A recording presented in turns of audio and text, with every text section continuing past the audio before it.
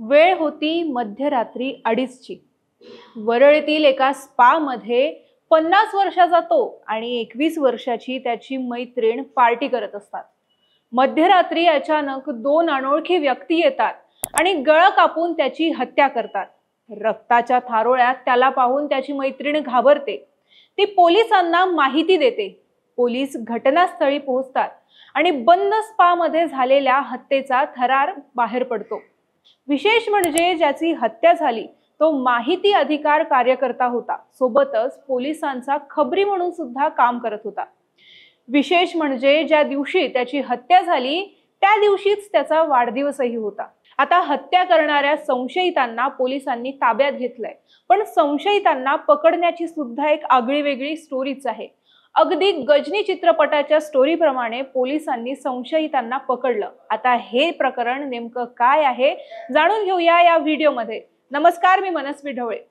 तर मुंबईमधल्या वरळीत एका स्पा मध्ये हत्या झाली।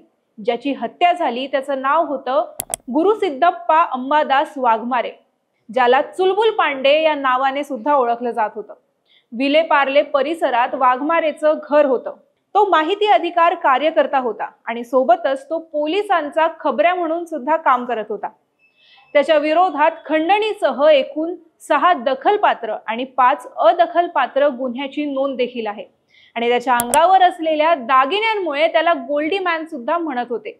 वाघमारेची म्हणजेच चुलबुल पांडेची ओळख एका महिलेसोबत झाली। पुढे या दोघांमध्ये बोलणं वाढलं, मैत्री झाली। अवघ्या 21 वर्षाची ही महिला मुलुंडच्या एका स्पा मध्ये काम करत होती। काही काळानंतर ही महिला वरळीतल्या सॉफ्ट टच नावाच्या स्पा मध्ये काम करायला लागली। वाघमारे आपल्या मैत्रिणीला भेटायला नेहमीच त्या स्पा मध्ये यायचा। याच दरम्यान 5 ते 6 महिन्यांपूर्वी स्थानिकांनी या स्पा बाबत पोलिसांकडे तक्रार केली आणि ज्यामुळे पोलिसांनी कारवाई करत हा स्पा बंद करण्याचे आदेश दिले।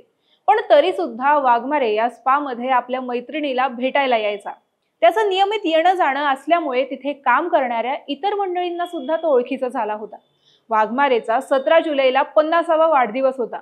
वाढदिवसाची पार्टी द्यायची म्हणून तो मंगळवारी आपल्या मैत्रिणीला सॉफ्ट टच स्पा जवळ भेटला। त्यावेळी इतर ओळखीच्या कामगारांनी सुद्धा वाढदिवसाची पार्टी त्याच्याकडे मागितली। वाघमारे, त्याची मैत्रीण आणि 3 कामगारांसह तो पार्टी करायला गेला। या सर्वांनी सायन मधल्या अपर्णा बार मध्ये पार्टी केली। पार्टी करून सर्वजण 12:30च्या सुमारास स्पा मध्ये परतले। स्पाचं शटर उघडून सर्वजण आत गेले। रात्री 1:30च्या सुमारास 3 कामगार बाहेर पडले। त्यावेळी वाघमारे आणि त्याची मैत्रीण दोघ जण आतच होते। अचानक 2 मारेकरी स्पा मध्ये घुसले आणि त्या दोघांनी धारदार शस्त्राने वाघमारेवर हल्ला केला। मारेकऱ्यांनी वाघमारेची निरखून हत्या केली आणि तिथून पळ काढला। हे सगळं पाहून तिथे उपस्थित असलेली वाघमारेची मैत्रीण घाबरली। रक्ताच्या थारोळ्यात वाघमारेला पाहून तिने पटकन पोलिसांना फोन लावला। माहिती मिळताच पोलिसांनी घटनास्थळी धाव घेतली।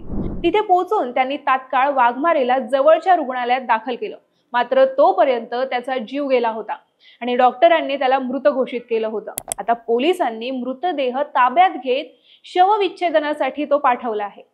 या घटनेचे गांभीर्य लक्षात घेत पोलिसांनी मारेकऱ्यांना पकडण्यासाठी जबरदस्त ऍक्शन घेतला।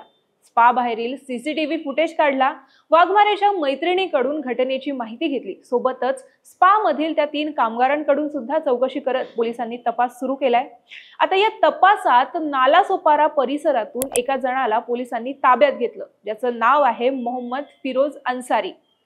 तर कोटामधून सुद्धा साकिब अन्सारी नावाच्या व्यक्तीला पोलिसांनी ताब्यात घेतलं। आता प्रश्न पडतो की या आरोपींपर्यंत पोलीस नेमके पोहोचले तरी कसे? यामागे सुद्धा एक इंटरेस्टिंग स्टोरी आहे। वाघमारे हा गुन्हेगारी प्रवृत्तीचा असल्याचा संशय पोलिसांना आहे। आमिर खानच्या गजनी चित्रपटात दाखवल्याप्रमाणे वाघमारेनं काही लोकांची नावे आपल्या पायावर टॅटू मध्ये गोंधलेली होती। आता हे नावं कोणाची होती? तर हे लोक वाघमारेचे शत्रू असल्याचा संशय पोलिसांना आहे। आता याच नावाच्या लोकांची चौकशी सुरू असताना पोलिसांना आरोपींपर्यंत पोहोचण्यास मदत झाली। आता पोलिसांच्या ताब्यात काही जण आहेत, पण वाघमारेची हत्या नेमकी कोणी केली आणि का केली ह्याचा उलगडा अजून झालेला नाही। मिळालेल्या माहितीनुसार पोलिसांना संशय आहे की वाघमारेची हत्या ही सुपारी देऊन केली असावी।